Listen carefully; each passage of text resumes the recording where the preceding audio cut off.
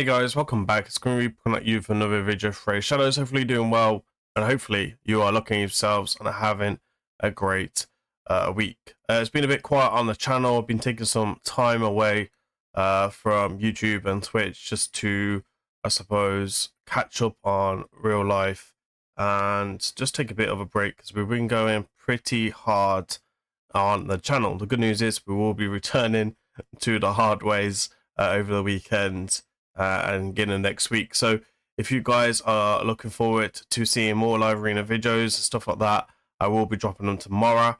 Hopefully dropping them tomorrow, maybe Saturday, depending on the stuff that's going on outside YouTube, etc. So we have clan versus clan going on. We are winning so far.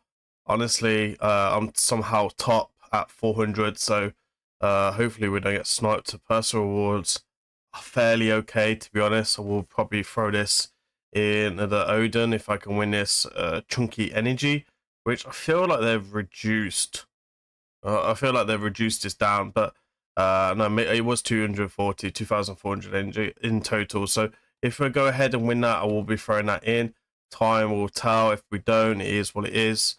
Stones are looking very juicy on my account when that next hopefully the Deck of Freya vent pops up or not. So hopefully it will be stones. If it's stones, I'll be laughing all the way to the bank. Put that money back in there, right? Anyway, let's go into today's video. Today's video will be Curse City. Varney did the last room, and I knew I was going to drop this early this week, but honestly just didn't have time and I was feeling a bit burnt out, so I wanted to drop this today. We are doing S19, which is probably one of the notoriously one of the hardest floors in this Curse City content. And to be honest, I think S14 was probably harder this rotation.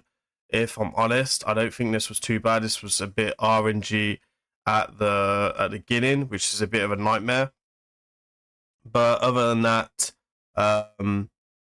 it wasn't too bad. I know in the past though, it was absolute hell, and this floor itself took me like 16 hours non-stop to clear in within stream when I was streaming on Twitch. And to be honest, it was downright painful. That's why the thumbnail is what it is. But this time wasn't too bad because we've got empowerment, blessings, and the Great Hall full arena since I probably faced this last time. So let's go into the team and let's have a look. You saw the team already. There is no Oathbound. I don't own an Oathbound on my account. I really wish I did have Oathbound. And we also used to have the other guy as well who puts up the taunt. I didn't have him at the time, so I had to do 2 and then 3 DAITHIs, which was crazy because I 6-starred loads of people for this and just made it absolute crazy. But first of all, the first thing we want to do here is we want to kill Marishka as soon as possible. So you can see here we've got bolster set. I do prefer bolster over stone skin, as you guys probably know. It's a bit more accessible to contain as well if you are, I suppose, not free to play. The accessories are a bit harder to get, or just going stone skin itself, you're losing a lot of damage. So the two things you really want to focus on Curse City content: defense down and increase attack, or whatever the damage you're using. If you're using defense, increase defense as well. Really, really key. And it's a big thing. I'm not relying on stun sets. I've got 1 stun set here, and then we just need it to stun one of the Tauruses, and then we can start this wave. So we're going to play this as we do. I'm actually going to just start off with the A1s here because I'm able to one-shot this a lot faster than I used to be able to. So I'm going to use that to my advantage. And then the first DAITHI does have a stun set, and that's going to be the key point here. Now, if you have a an Oathbound, you can probably use him instead, or like one of the champions to freeze, which will show you which one I'm on about. It's going to be this guy. He has a freeze on E1, so freeze and the stun is really, really useful. Obviously, a provoke won't stop Taurus's passive. You have to do one or the two, or even sleep can also help. So day set as well as guess could be key. And now you could use day set here if you wanted, because you do have a way to control with my team setup without hitting anyone's sleep. So you got single hits here on A1s, and then you've got like the provoke, which doesn't actually hit them as well. So you can use that if you really wanted. And we're looking to stun at least one of these Tauruses as we drop this through, so we can then go ahead and kill Marisha quite quickly. So you can see there we do land actually 2 stuns out, and then we get extra turn as well. So this is why DAITHI is so strong. DAITHI is literally MVP. I don't think this will be doable without DAITHI. Now I actually should have gone for Mariska. I don't know why I went for a status, but I did. Hey ho. And then you can see there we pretty much killed Mariska on the second one. This is not my hardest hitter one either. The other one hits a lot harder than this. You can see there we're doing a lot of damage. So this one is obviously using Savage, Set, and Cruel, and then this one is in Merciless. So you can see here we've killed pretty much everyone. Sorry, Mariska. The 2 Tauruses are stunned, and I'm being able to clear up quite quickly. So this is why we didn't provoke on the first turn. I saved the provoke for the second turn, and now we're going to try and get the cooldowns on my nukers to make sure that we're ready to go there. That's why we saved the provoke on both of these for the next wave. So we're going to go ahead and just go through, kill that Taurus, we clean up nicely, very, very nicely. And then we're going to land the AoE provoke here, which is super good. And then we're going to do like the A1. We're going to kill Sulfurion first, because Sulfurion has the revive, he has the shields, and is quite dangerous to us. So we're going to go ahead, land the defense down on everyone. You can see how much damage here we just landed with that one DAITHI. So DAITHI's super, super impressive. You can see here actually my fast DAITHI's is actually turned into a slow one. So I need to fix that when next time we do this, so we can go ahead and try and land that stun set a bit more. I think all these DAITHI's have masteries. I'm not too sure about the Bannerlord champions, if they have or not, I can't really remember. One's in Bolster, and then one's in Relentless, and a 2-piece Frost gear as well, Frostbite, which is pretty much the first time I've ever used that type of stuff, but it does make sense. If you provoke, you can try and get that freeze as well. Taurus hits you as well, then you can have a chance to freeze them quickly. So you can see here, again, they're pretty much dead and 1 CC'd. And then we're just going to start off with the A1s just to try and get the cooldowns for the next wave. The next wave isn't normally quite hard, but it is going to be quite hard for this rotation.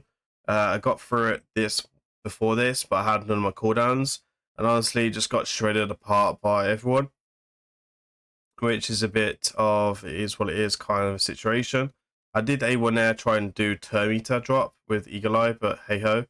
You see there we do get Eagle Eye drop there, and then again it's just about trying to land much damage as possible, and some bits and bobs, and you can see there the damage is so good from the DAITHI's. I can't wait to get all 3 of these 4-starred, if I'm honest. We've got 1 nearly done, so it's gonna be quite cool. And obviously the blessings really help as well. So they don't even get a turn, and it's looking pretty juicy. I'm the fastest person right now in SP2, which is, I still guess, pretty nicely, right? So worked pretty hard to get that done. And then I'm actually made 21 on the leaderboard with 3 DAITHI's. The way to go. If you had 5, it would probably be even faster. But we don't want to do that in the day. I'm not going to go ahead to do anymore. This guy's got 3 DAITHI's, fully empowered, and then 1 more left there. So you can see here there's a lot of selection of champions who use Oathbreaker or Oathbound. Sorry, he is pretty much MVP for this. So you know him and DAITHI's are probably like the best 2 champions. And then you also have this guy who is meant to be up there as one of the best ones as well. But you can see that this guy as well, he just locks down the waves with the provoke and did the job down to the T, right? So was able to do what we needed to do. We've got accuracy aura, it's pretty strong. So again, you should go cruel really on all these champions, and then maybe you take like a presence here so you can increase accuracy aura, and then lower the accuracy on builds again, which are pretty the main ones to do. I think a good bolster set is generally needed. I somehow have a ring missing here, but hey ho, it is what it is. I must have took it when I was building another one. So you can see that here, these are the stats. I do make the 2 Banner Lords guys the fastest, so it's coming at 272, just under 400 accuracy. We got 20% ignore defense, which doesn't really matter on him. So I focus on good defense and good HP for that bolster set. And I've got some sexy pair of boots here, which we've rolled up. I don't know what we're going to do with these yet, but could be quite good for a damage dealer, actually, a HP base, if we can get like a speed ascended, which could be pretty cool. Yeah, I've got masteries. This is what we're running overall. And then for blessing, we don't really have any blessings on these two. I'm not really too fussed. It's pretty easy as it is. And we're not really hitting the champions too much, so we don't really mind. This guy did have Fears of Presence because I ran him in a stun set. But it does actually help with the Frostbite set as well. So I guess you could just go 6-piece Frostbite set, which could be quite consistent because it does stack, which is pretty nice. And it's pretty solid on Provoke champions. You can see here these are very similar stats as well. And then let's have a look at the damage dealers, right? The damage dealers, one is in the stun set, which is the first one, which if you don't stun the Tauruses, you'll just have to basically reset, go again, because they're going to kill you. So, you know, just under 6k attack, good speed at just under 250, 350 critical damage, and then coming in with 250 accuracy and an extra ignore defense as well. They got a lot of ignore defense. It's got the cruelty as well. Got the defense down. This guy just absolutely gets monster turns. You've got an accuracy aura, so you can even drop the accuracy even down even more and just kind of do your thing with him, if I'm honest. This one here has the 2-star blessing. I should really change these two over because like he has like the higher level cruelty, so I could actually put more damage into him, put this guy in brimstone as well. I don't think I'll show you the masteries, but these are the masteries we went with for the stun set. Obviously, Fierce Presence giving me the extra chance to run that as well. I did do a showcase on this guy in Arena ages ago because honestly, it's pretty mental even in there as well. And yeah, overall, super strong champion. Again, Crushing Rem, not really a way to go. Let me show you the last DAITHIs then. So last DAITHIs is in a 6-piece Merciless and a 2-piece Cruel. So really stacking that ignore defense up, which would give me 40 ignore defense just for that, without let alone blessings. And then we've got Great Hall behind me of 20, 366 critical damage, just 230 speed, and then 7k attack. We definitely have pumped some stats into this guy, and we could also just carry on pumping stats into this guy if I really wanted. So this guy is pretty mental. So I'm really happy about this. Super chuffed. Easy team, and making S19 look like a complete joke, which wasn't the case like 8 months ago, right? 8 months ago was notoriously quite hard. Anyway, that's it from me today. Please remember to like, comment, and subscribe. I've been Grim. I'll see you on the next one. Appreciate you watching. Peace.